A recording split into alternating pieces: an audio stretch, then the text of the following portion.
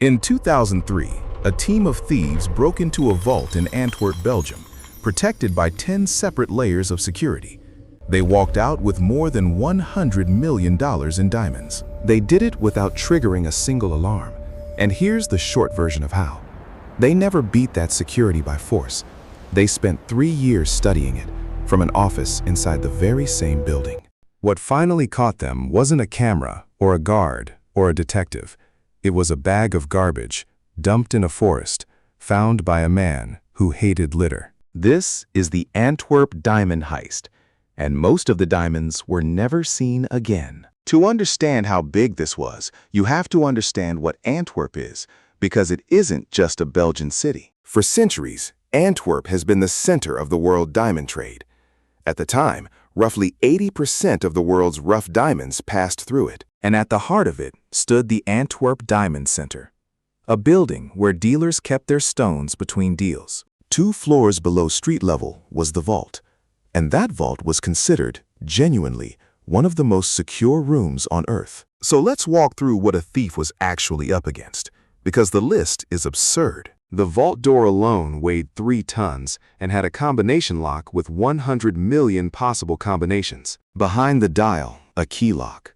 Behind that, a seismic sensor that would detect anyone drilling through the wall. Inside the vault chamber, a magnetic field sensor on the door, an infrared heat detector, a motion detector, and a light sensor. And in the corridor outside, more sensors, security cameras recording constantly, and a private security force patrolling the building. 10 layers, every one of them independent, every one of them alone considered enough. Which is why, on the weekend of February 15th, nobody was worried, and nobody was watching closely. The man at the center of it was an Italian named Leonardo Notarbartolo, and his greatest weapon was patience. Because 3 years earlier, he had done something no ordinary thief would think of. He rented an office in the Diamond Center itself. He posed as a diamond dealer. He paid his rent. He was polite. He became a familiar face in the building. And crucially, as a tenant, he was given his own safe deposit box in that vault and legitimate access to the room. For 3 years, he simply walked in and out of the most secure vault in the world, entirely legally. And every time he did, he was memorizing the layout, the routines, the exact position of every sensor. He even hid a tiny camera in a pin and filmed the vault door and the lock, capturing footage of the combination being entered. He wasn't working alone. Behind him was a crew that Italian investigators later called the School of Turin. Specialists, one for alarms, one for locks and mechanics, one for electronics, and one who was simply an expert thief. And with the footage and measurements Notarbartolo brought them, they did something extraordinary. They built a copy, a full-scale replica of the vault in a warehouse in Italy, where they could practice defeating each sensor over and over, with no clock running. By the time they moved, they had rehearsed the entire job in a room identical to the real one. On the weekend of the heist, the building was quiet, and they went in. They entered through the building itself, using access Notarbartolo already had, and reached the vault level without breaking anything. Now, one by one, they went to work on the layers everyone believed were unbeatable. The heat sensor and the motion detector were mounted together. Instead of disabling them, they covered them and blocked the sensor's view. The magnetic field sensor on the door worked by detecting the 2 halves separating, so they defeated it without ever separating them electrically. The light sensor only mattered if there was light. They worked around it, keeping the room in the state it expected to be in. And the vault door, with its 100 million combinations, they simply opened, because they already knew the combination. Then came the part that took the longest. Inside the vault were around 180 safe deposit boxes. Each one had to be forced individually with a custom tool built for exactly that purpose, back in that warehouse in Italy. They opened 109 of them. Diamonds, gold, cash, jewelry poured into their bags. Then they closed the vault, walked out of the building, and disappeared into the night. No alarm ever sounded. The theft wasn't even discovered until Monday morning, when the first dealer opened the vault. The final estimate was over $100 million. Some estimates put it considerably higher. It was, and still is, one of the largest diamond heists in history. And on paper, it was perfect. So how did they get caught?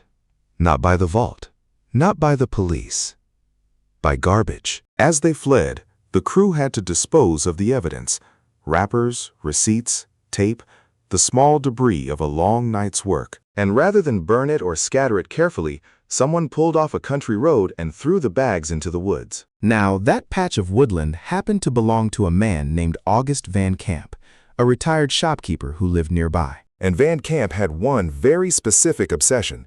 He absolutely hated people dumping trash on his land. He had spent years complaining about it, patrolling it, and reporting it. So when he found fresh bags in his woods, he went through them. And what he pulled out of that garbage was not household waste. It was diamond dust and envelopes from the Diamond Center. He called the police. And the police, who had almost nothing, suddenly had everything. In those bags were receipts, a partly eaten sandwich, and traces of DNA that led straight back to the crew. One receipt was for a video surveillance system. Another item tied directly to Notar Bartolo, the polite tenant on the third floor. Within days, the man who had spent 3 years being invisible was arrested. The rest of the crew followed. Notar Bartolo was sentenced to 10 years in prison. Several others received sentences of around 5. But here is the detail that keeps this story alive. The diamonds were never recovered. More than $100 million in stones simply vanished into the world and have never been accounted for. And years later, from prison, Notar Bartolo gave an interview that made everything murkier. He claimed the true haul was far smaller than reported, and he suggested the whole job had been arranged by a diamond dealer. The idea being that the boxes were already half empty, and the theft would cover an enormous insurance claim. Investigators never confirmed it.